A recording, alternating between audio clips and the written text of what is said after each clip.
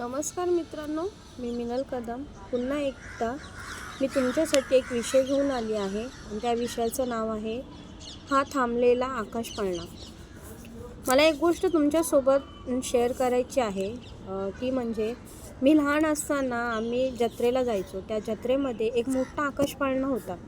त्या आकाशपाळण्यात बरेचसे कप्पे असायचे. त्या कप्प्यांमध्ये 3-3 जणं बसतील असे कप्पे असायचे. अशा प्रकारे तो आकाशपाळणा फिरवला जायचा आणि तो आकाशपाळणा फिरायचा गोल गोल, खूप वेगाने फिरायचा. त्या कप्प्यात बसलेल्या लोकांना चक्कर, उलट्या, घाबरणं, भीती वाटणं हे सगळं होत असे.